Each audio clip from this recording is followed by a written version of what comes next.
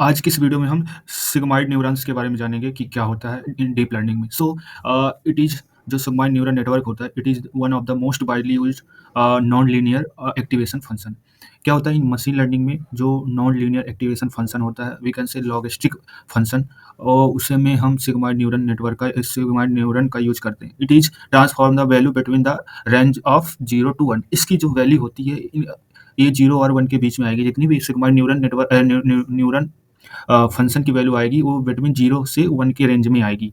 ये क्यों आएगी? क्योंकि ये बाइनरी नंबर अपन नहीं कह सकते बाइनरी नंबर, क्योंकि उसमें 0 और 1 आता है, बट इसमें 0 से 0.1, 0.2, 0.3 सब आ सकता है। सो ये मल्टी क्लासिफिकेशन आएगी। मैथमेटिकल एक्सप्रेशन क्या होता है?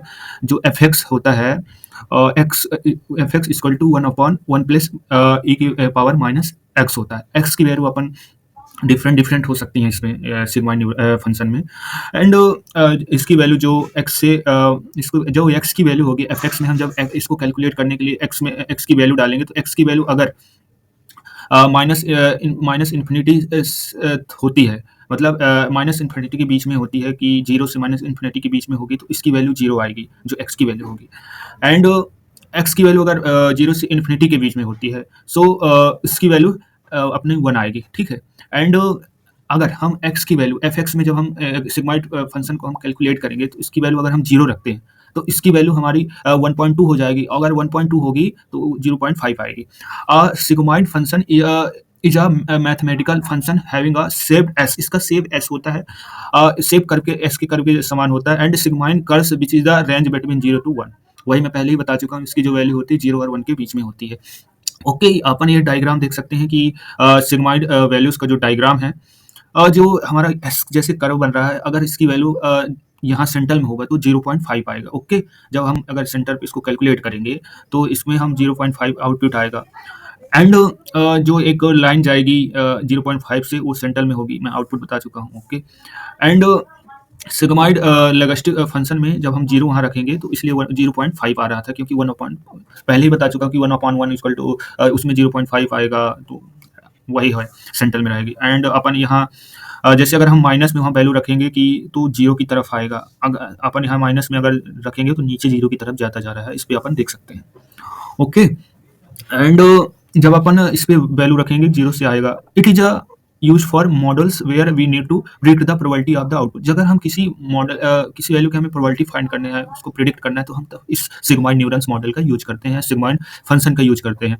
Okay, it is most usually for binary classification नहीं कह सकती, क्योंकि ये इस मल्टी क्लासिफिकेशन कह सकते हैं। बाइनरी क्लासिफिकेशन में बाइनरी नंबर में 0 और 1 आता है, लेकिन इसकी वैल्यू जो होती है 0.1, 0.2, 0.3, 0.4, 0 से 1 की जितनी भी वैल्यू हो सकती है, सब आ सकती है। अपन इसको वैल्यू डाल सकते हैं। ओके, तो हम इसको बाइनरी क्लासिफिकेशन नहीं बोलेंगे, इसको हम मल्टी क्लास क्लासिफिकेशन बोलेंगे। हाँ, एंड जब इसकी वैल्यू 0 रहेगी, तो 0.5 आएगा सेंटर में। और यहाँ अपन देख सकते हैं कि अगर 1 रहेगी तो कैसे क्या होगा। ओके, द मेन पर्पस अपना है कि वैल्यू अगर 0.0 से 0.1 होनी चाहिए, ऐसा। The output is not a 0 extend. अगर अपन यहाँ 1 रखेंगे या फिर डिफरेंट रखेंगे, तो आउटपुट 0 नहीं हो सकता। ओके, सो नेक्स्ट प्रोसेस अपना है कि सिग्मॉइड न्यूरल नेटवर्क की एडवांटेज डिसएडवांटेज क्या होता है। बट इससे पहले, it is use for major machine learning algorithm for logistic regression. इससे पहले मैं बता चुका हूँ कि इसका लॉजिस्टिक रिग्रेशन जो मशीन लर्निंग में मॉडल होता है, उसमें यूज होता है। प्रोबेबिलिटी फाइंड करने के लिए होता है इसका यूज। अगर it correct value x into probability sometimes haven. इसकी प्रोबेबिलिटी क्या है, इसको हम वैल्यू देके फाइंड कर सकते हैं। अगर हम इस पे वेदर कंडीशन डालते हैं, कि जो हमारे डेटा सेट होता है वेदर का डालते हैं, तो हमें ऐसा प्रोबेबिलिटी फाइंड कर देता है कि रेन होगी कि नहीं होगी। इफ अगर वैल्यू 0, आप नेक्स्ट देखते हैं कि इसकी वैल्यू अगर 0.5, the output measured are true. अगर जो एक्स की वैल्यू है, ठीक है, वो आई 0.5 से बड़ी, तो ये ट्रू होगा इसकी वैल्यू, और एक्टिवेशन फंक्शन एक्टिव हो जाएगा, सिग्मॉइड फंक्शन एक्टिवेट हो जाएगा। बट अगर इसकी वैल्यू 0.5, एक्स की वैल्यू 0.5 से लेस देन आती है, तो ये इसकी वैल्यू फॉल्स होगी और एक्टिवेशन सिग्मॉइड फंक्शन एक्टिवेट नहीं होगा। द मेन प्रोसेस था, इसका मेन प्रोसेस यही था। अपन अगर नेक्स्ट देखेंगे कि अपने को किसी कार प्राइस का प्रेडिक्शन करना है, तो इसमें हम ऐसा कर सकते हैं यूज की अभी क्या है, तो आगे चल के क्या होता है। एक सिंपल सा मॉडल था, कोई इसमें नहीं, इसमें लॉजिस्टिक रिग्रेशन यूज होता है। So that's all. I hope ये वीडियो अच्छा लगा होगा गाइस।